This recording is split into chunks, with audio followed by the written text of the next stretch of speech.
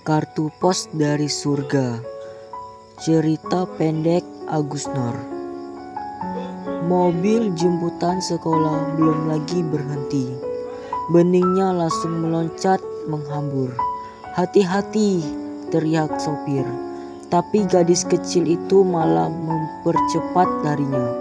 Seperti capung, ia melintas halaman. Ia ingin segera membuka kotak pos itu. Pasti kartu pos dari mama telah tiba di kelas tadi. Ia sudah sibuk membayang-bayangkan bergambar apakah kartu pos mama kali ini, hingga bu guru menegurnya karena terus-terusan melamun. Beningnya berteguh mendapati kotak itu kosong. Ia melongo. Barangkali kartu pos itu terselip di dalamnya. Tapi memang tak ada. Apa mama begitu sibuk hingga lupa mengirim kartu pos? Mungkin Bi Sari sudah mengambilnya.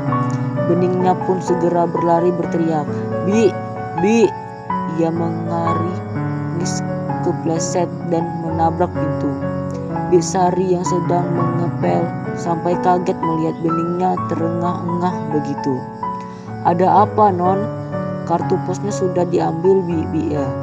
Tongkat pel yang dipegang nyaris terlepas dan Bibi Sari merasa mulutnya langsung kaku. Ia harus menjawab apa? Bi Sari bisa melihat mata kecil yang bening itu seketika meredup. Seakan sudah menebak karena ia terus diam saja. Sungguh, ia selalu tak tahan melihat mata yang kecewa itu. Marwan hanya diam ketika Bi Sari cerita kejadian siang tadi. Sekarang setiap pulang, beningnya selalu nanya kartu pos. Suara pembantunya terdengar serba salah. Saya ndak tahu mesti jawab apa. Memang tak gampang menjelaskan semuanya pada anak itu. Ia masih belum genap 6 tahun. Marwan sendiri selalu berusaha menghindari jawaban langsung apabila anaknya bertanya, "Kok kartu pos mama belum datang ya, Pak?" "Mungkin Pak posnya lagi sakit, jadi belum sempat mengantar kemarin." Lalu ia mengelus lembut anaknya. Ia tak menyangka betapa soal kartu pos itu akan membuatnya mesti mengarang-arang jawaban. Pekerjaan dan membuatnya sering bepergian. Kadang bisa sebulan tak pulang.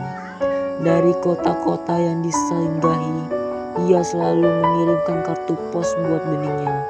Marwan kadang meledek istrinya, "Hari gini masih pakai kartu pos?" Karena Ren sebenarnya bisa telepon atau kirim SMS.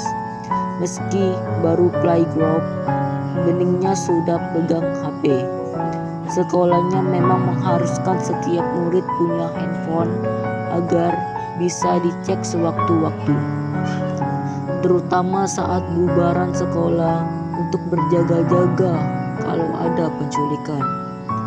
"Kau memang tak pernah merasakan bagaimana bahagia dapat kartu pos?" Marwan tak lagi menggoda apabila Ren sudah menjawab seperti itu.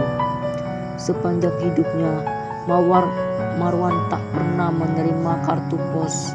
Bahkan rasanya ia pun jarang dapat surat pos yang membuatnya bahagia.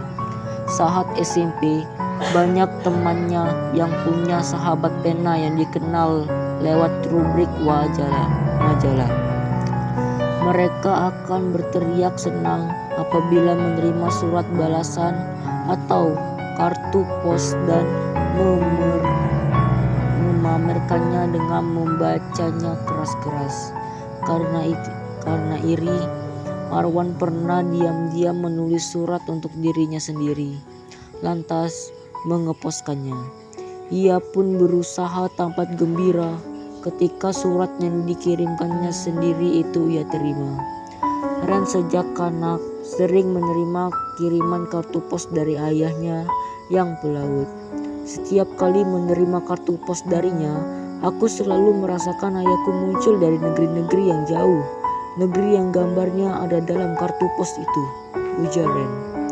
Marwan ingat bagaimana Ren bercerita dengan suara penuh kenangan.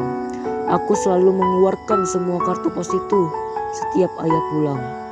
Ren kecil duduk di pangkuan, sementara ayah berkisah keindahan kota-kota pada kartu pos yang mereka pandangi. Itulah saat-saat menyenangkan dan membanggakan punya ayah pelaut. Ren merawat kartu pos itu seperti merawat kenangan.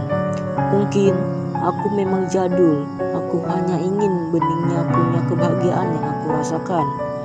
Tak ingin berbantahan, Marwan diam. Meski tetap saja ia merasa aneh dan yang lucu. Pernah suatu kali Ren sudah pulang, tetapi kartu pos yang dikirimkannya dari kota dan disinggahi baru sampai 3 hari kemudian. Ketukan di pintu membuat Marwan bangkit dan ia mendapati beningnya berdiri sayu menenteng kotak kayu. Iya, itu kotak kayu pemberian Ren. Kotak kayu yang dulu juga dipakai Ren menyimpan kartu pos dari ayahnya. Marwan melirik jam dinding kamarnya pukul 11.20. Nggak bisa tidur ya? Mau tidur di kamar papa? Marwan menggandeng anaknya masuk. Besok papa bisa antar beningnya nggak? Tiba-tiba anaknya bertanya. Nganter kemana? Mall. Beningnya menggeleng. Kemana? Ke rumah Pak Bos. Marwan merasakan sesuatu mendesir di dadanya. Kalau emang Pak Posnya sakit, biar besok beningnya aja yang ke rumahnya ngambil kartu pos dari mama. Marwan hanya diam. Bahkan ketika anaknya mulai mengeluarkan setumpuk kartu pos dari kotak itu, ia mencoba menarik perhatian beningnya dengan memutar DVD Pocoyo, kartun kesukaannya. Namun, beningnya terus sibuk memandangi gambar-gambar kartu pos itu. Sudut kota tua, siluet menara dengan burung-burung melintas langit jernih.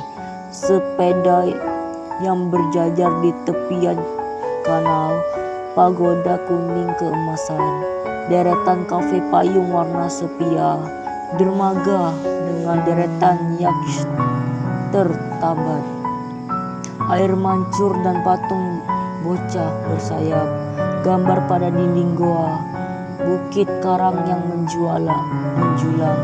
Semua itu menjadi tampak lebih indah dalam kartu pos. Rasanya ia kini mulai dapat memahami kenapa seorang pengarang bisa begitu terobsesi pada senja dan ingin memotongnya menjadi kartu pos buat pacarnya. Andai ada Ren, pasti akan dikisahkannya gambar-gambar di kartu pos itu hingga beningnya tertidur. Bagaimanakah ia mesti menjelaskan semuanya pada bocah itu? Bilang saja mamanya pergi, kata Ita, teman sekantor saat Marwan makan siang bersama.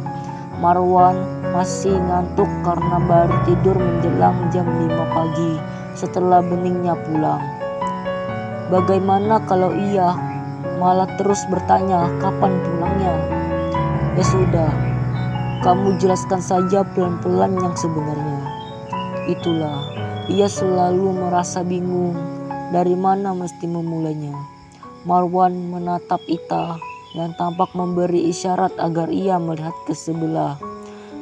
Beberapa rekan sekantornya terlihat tengah memandang mejanya dengan mata penuh gosip.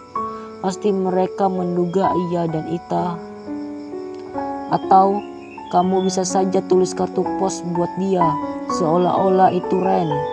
Marwan tersenyum, merasa lucu karena ingat kisah masa lalunya. Mobil jemputan belum lagi berhenti ketika Marwan melihat beningnya meloncat turun. Marwan mendengar teriakan sopir yang menyuruh hati-hati, tetapi bocah itu telah melesat menuju kotak pos di pagar rumah. Marwan tersenyum. Ia sengaja tak masuk kantor untuk melihat beningnya gembira ketika mendapati kartu pos itu. Kartu pos yang diam-diam ia kirim Dari jendela ia bisa melihat anaknya memandangi kartu pos itu seperti tercekat. Kemudian berlari tergegas masuk rumah. Marwan menyambut gembira ketika beningnya menyodorkan kartu pos itu. "Wah, udah datang ya kartu posnya." Marwan melihat mata beningnya berkaca-kaca. "Ini bukan kartu pos dari mama." Jari mungilnya menunjuk kartu pos. "Ini bukan tulisan mama." Marwan tak berani menatap mata anaknya ketika beningnya berisak dan berlari ke kamarnya. Bahkan membohongi anaknya saja ia tak bisa. Barangkali memang harus terus terang. Akan tetapi, bagaimanakah menjelaskan kematian pada anak seusianya? Rasanya akan lebih mudah apabila jenazah Ren terbaring di rumah. Ia bisa membiarkan beningnya melihat mamanya terakhir kali, membiarkannya ikut ke pemakaman. Mungkin ia akan terus-terusan menangis karena merasakan kehilangan. Akan tetapi, rasanya jauh lebih mudah menenangkan beningnya dari tangisan ketimbang harus menjelaskan bahwa pesawat Ren jatuh ke laut dan mayatnya tak pernah ditemukan. Ketukan gugup di pintu membuat Marwan bergegas bangun. 12 lewat, sekilas ia melihat jam kamarnya. "Ada apa?" Marwan mendapati Bi Sari yang pucat. "Beningnya." Bergegas Marwan mengikuti Bi Sari dan ia tercekat di depan kamar anaknya.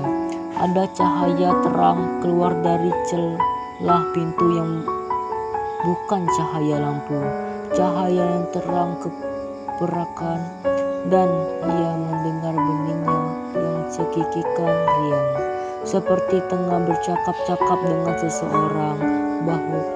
Hawa dingin bagi merembas dari dinding, bau wangi yang ganjil mengambang, dan cahaya itu makin menggenangi lantai. Rasanya ia hendak terserap amblas ke dalam kamar. "Beningnya, beningnya!" Marwan segera menggedor pintu kamar yang entah kenapa begitu sulit ia buka. Ia melihat ada asap ngebut serupa kabut keluar dari lubang kunci.